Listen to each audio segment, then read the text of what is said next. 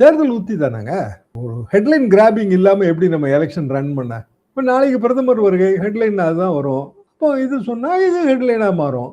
அல்லது ஹெட்லைன் ஷேரிங்கா மாறினாலும் ஓகே தான், லாபம் தான். நேற்றைக்கு வந்து ஹெட்லைன் ஷேரிங், நேற்றும் இன்றும் திமுகவோட திருச்சி மாநாடு. அது எப்படி அதுல ஹிஸ்டாரிக் ரெஃபரன்ஸ் இருக்கு? திருச்சியில தான் 1956ல தேர்தல்ல நிக்கிறதுங்கிற முடிவை வந்து திமுக எடுத்துச்சு. அண்ணா ஓட்டுப்பட்டி வச்சாரு. நிக்கணுமா வேணாமான்னு தொண்டர்கள்ட்ட கருத்து கேட்டாரு. தேர்தல் அரசியலுக்கு போகணும்னு தொண்டர்கள் கருத்து சொன்னாங்க. அதுக்கு அடுத்த சில மாதங்கள்ல தேர்தல் வந்தது. திமுகவுக்கு முதல் 15 சீட்டு அப்பதான் கிடைச்சது, 57. ஹிஸ்டாரிக் ரெஃபரன்ஸ் இருக்கு அதுல. அப்போ இயல்பாக திருச்சி மாநாட நேற்றும் இன்றைக்குமாக செய்தியா மாத்தியாச்சு. இப்ப நாளைக்கான செய்தி என்ன? இப்படி போட்டுக்கிட்டே தானே இருக்கணும். டெய்லி செய்தி வந்தாகணுமாங்க. இப்போ செய்தி சுற்றுல வந்து கட்சி இருக்கணும்ல. அப்படின்னா அவங்க நாளைக்கு அனௌன்ஸ் பண்றதுக்கான எல்லா வாய்ப்பும் இருக்குன்னு தான் நான் நினைக்கிறேன். அதிமுக கூட்டணியும் ஆஸ் இட் இஸ் அது சரியா தாங்க இருக்கு.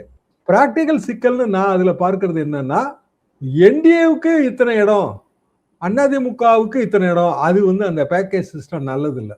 அப்படின்னா ஸ்டாலின் வைக்கிற குற்றச்சாட்டு சரின்னு ஆயிரும். அதான் அதிமுக தொண்டர்களை பார்த்து நான் வந்து ரொம்ப பரிதாபப்படுகிறேன்னு கூட ஆரம்பத்துல சொன்னீங்க பாத்தீங்களா, அது உண்மைன்னு ஆயிரும். அதாவது பிஜேபி தலைமையில ஒரு கூட்டணி, அந்த கூட்டணியில் இருக்க கட்சிகளுக்கு பிஜேபி பிரிச்சு கொடுக்கும். அதிமுக தலைமையில இன்னொரு கூட்டணி, அந்த கட்சிகளுக்கு அதிமுக பிரிச்சு கொடுக்கும். அப்படிங்கிற கான்செப்ட்ல இருக்கு இது.